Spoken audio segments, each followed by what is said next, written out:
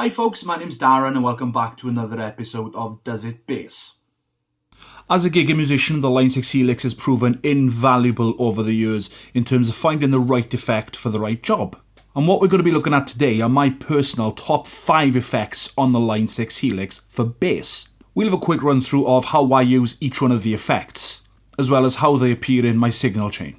If anyone is interested, I will put this preset up on the CustomTone site, and I will link it in the description below. If you're enjoying the content I'm putting out there, please make sure to give a massive thumbs up on this video. It will really help get this video up the list when people are searching for things. And in turn, it'll help me, and it'll bring more like-minded people to the channel. Also consider leaving me a tip on my BuyMeACoffee account, and follow me on my various social media links, which will also be in the description below. Housekeeping done, let's get to it.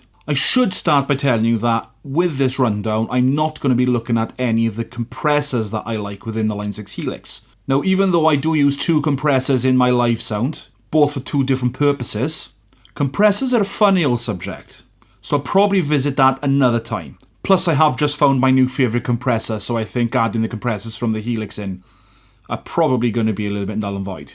And if you hadn't seen my other videos, my new favourite compressor is this.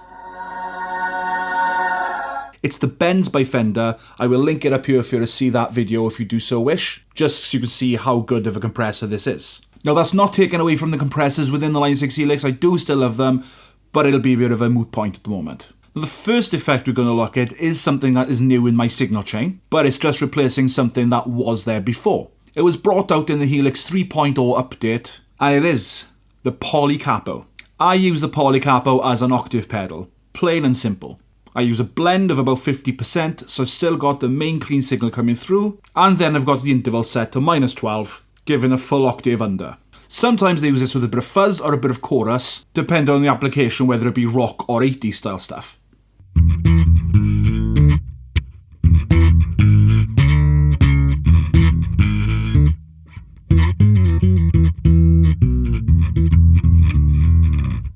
Number 2 in my top 5 list of effects on the Helix for bass is the triangle fuzz.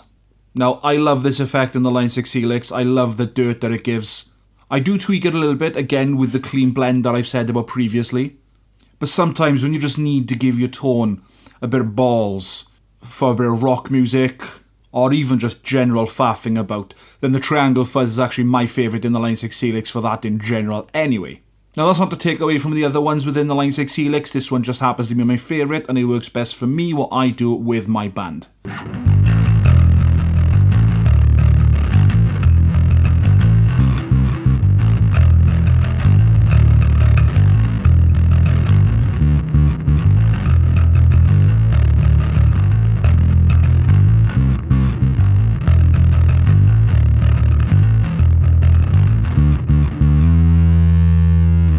Number 3 is actually a more recent addition. Now, I've been playing and tweaking with this based on the recommendation of some of my bass pals on Facebook. And over the last few weeks or months or so, I've found the perfect sound from this particular pedal.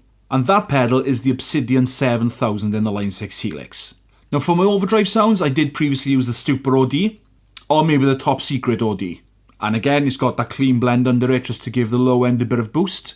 But ultimately, it's a great overdrive for what I do.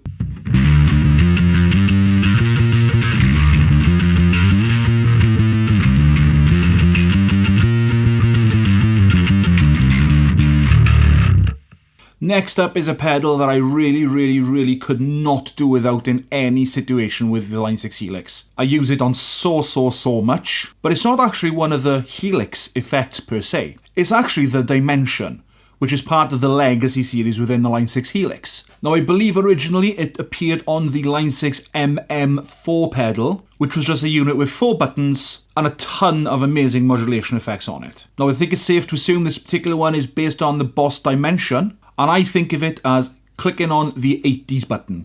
I use it in a split path, so there's about a 50% mix, and it sounds brilliant.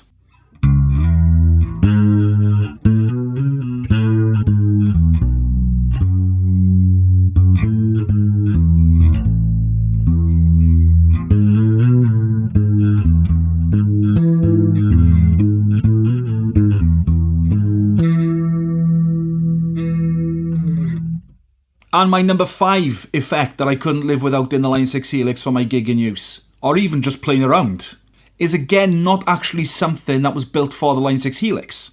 It's one of their legacy effects, and it's actually the room reverb. Now, I've done a load of playing with all the different reverbs in the Line 6 Helix, but for what I do or for I want, this suits it best.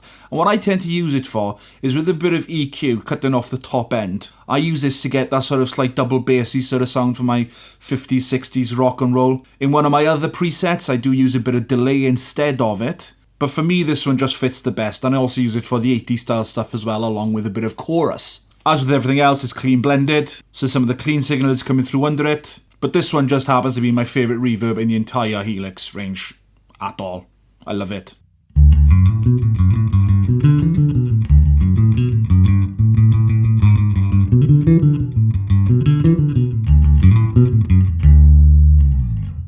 So that's my top 5 effects in the Line 6 Helix for bass. And that is based on what I use live with my main band. And it's also the effect I use in my previous gigging band before that as well. I will be doing an episode in future on the reverbs in the Line 6 Helix for bass, where I'll be diving out of my comfort zone of this one a little bit. But that's another story. You'll just have to stick around for that one. So make sure you press subscribe. And the bell icon.